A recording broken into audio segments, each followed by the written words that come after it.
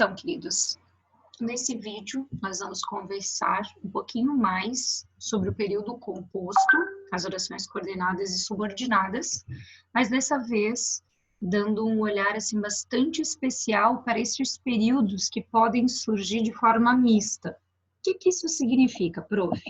Significa que em um mesmo período podem existir tanto orações subordinadas e substantivas, quanto orações adjetivas, ou orações coordenadas e subordinadas.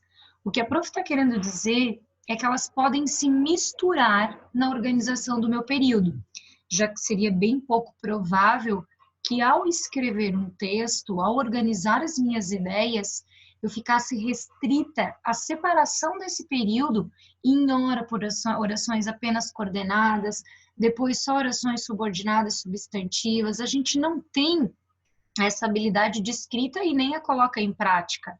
A gente costuma misturar os períodos à medida que as minhas ideias exigem essas mesclas de informação, desde que sejam coesos e coerentes. Então, a gente tem uma oração aqui, por exemplo, né, um período com 3 orações. Ele não sabia, aquele era o garoto e estava perdido. Quando eu faço essa referência entre 3 orações em um único período, eu tenho uma mescla de subordinação aqui, já que esta oração completa o sentido da primeira e esta oração se relaciona diretamente à minha segunda oração. Ele não sabia, classifica-se então por ora como a minha oração principal. Este que e este que se diferem nas funções que eles vão exercer dentro do meu período. Enquanto este daqui está aqui apenas ligando as orações, este que conecta, ele liga a oração e ele substitui um termo para evitar a repetição de uma palavra que por ora já foi dita. Então, ele faz uma referência anafórica dentro do texto. Como é que eu vou classificar esses dois ques? Lembrando que onde eu posso colocar o qual, eu tenho um pronome relativo. Onde eu posso colocar a ideia do isto, uma conjunção integrante. A conjunção integrante introduz subordinada substantiva, enquanto o pronome relativo introduz uma subordinada adjetiva. Então, vamos classificar aqui esse meu período. Esta daqui, então, a minha oração principal. Eu digo que ele não sabia isto, então eu tenho a comprovação de que é uma subordinada substantiva. E quem não sabe algo. Eu tenho um verbo transitivo exigindo, um complemento verbal. Então, que aquele era o garoto é minha subordinada substantiva objetiva direta. Com relação à minha terceira oração, esta daqui passa a ser a oração principal. Então, ele é a subordinada objetiva direta com relação a esta primeira, e é a minha oração principal com relação à terceira, já que esta se liga à ideia dessa daqui. Aquele era o garoto, o qual estava perdido. Então, este que é o meu pronome relativo, ela é uma subordinada adjetiva. Como não tem vírgula, a informação está restringida, né? Ela é uma subordinada adjetiva restritiva. Que a gente tem mais um exemplo. O advogado leu o contrato, pediu ao cliente que assinasse na linha pontilhada. O advogado leu o contrato, ele tem uma relação de independência sintática, tá vendo? Ele se completa. Sujeito, verbo, complemento verbal. Então, ele tem uma independência textual, né? Com relação às demais. Por isso, ele é uma coordenada assindética, tá vendo? Não há uma conjunção aqui, não tem conectivo. Pediu ao cliente, o advogado pediu ao cliente, a mesma coisa, o advogado pediu a alguém. Eu tenho aqui, uma adição, um conector agora, somando as informações que ele fez, ler e pedir. Então, eu tenho uma coordenada sindética aditiva por conta do valor da conjunção E, que é um valor de soma. Esta daqui, pediu ao cliente, está incompleta agora, tá vendo? Porque quem pede, pede algo a alguém. Só que nesse processo, o assinar aqui por conta deste que está funcionando como um pronome relativo, porque ele pediu que assinasse, mas quem é que é para assinar? É o cliente, tá vendo?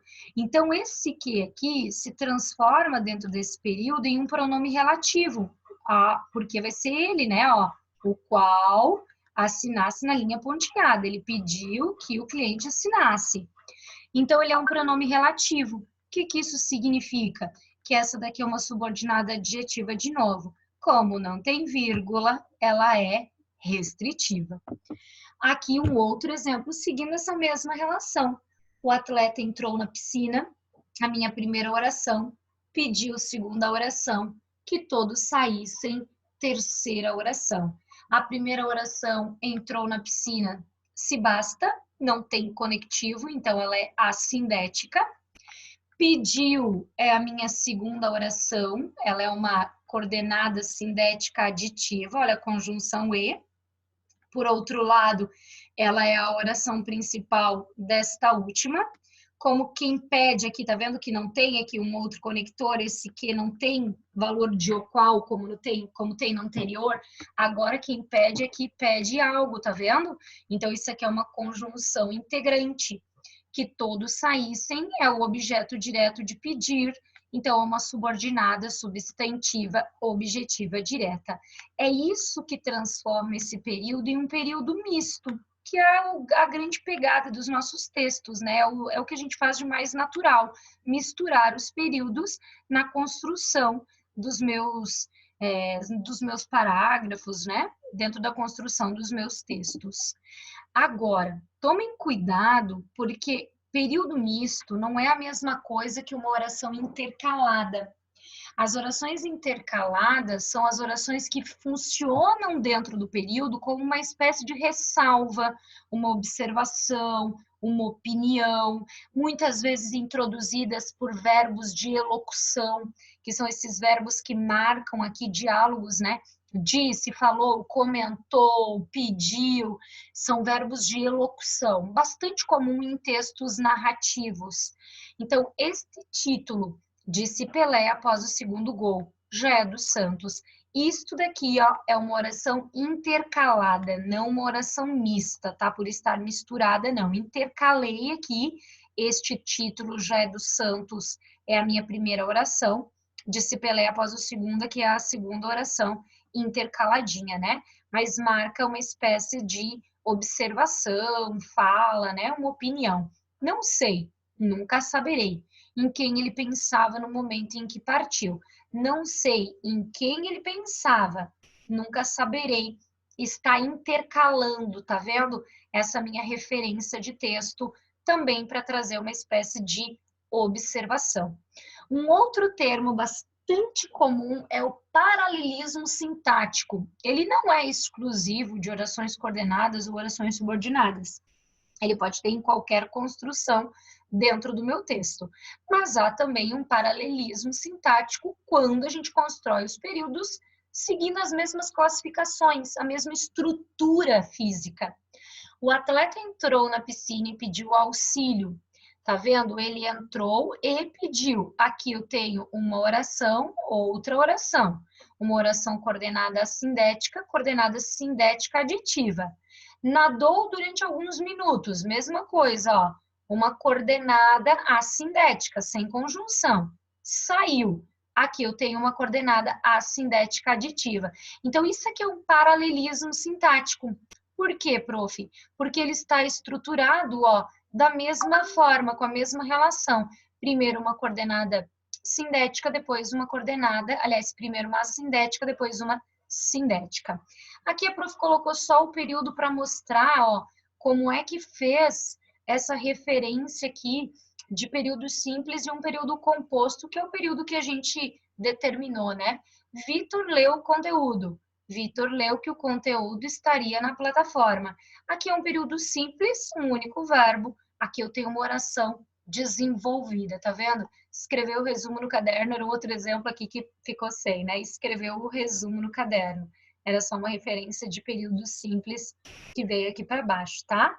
Mas Vitor leu alguma coisa, tá vendo? Objeto direto e aqui uma subordinada substantiva objetiva direta.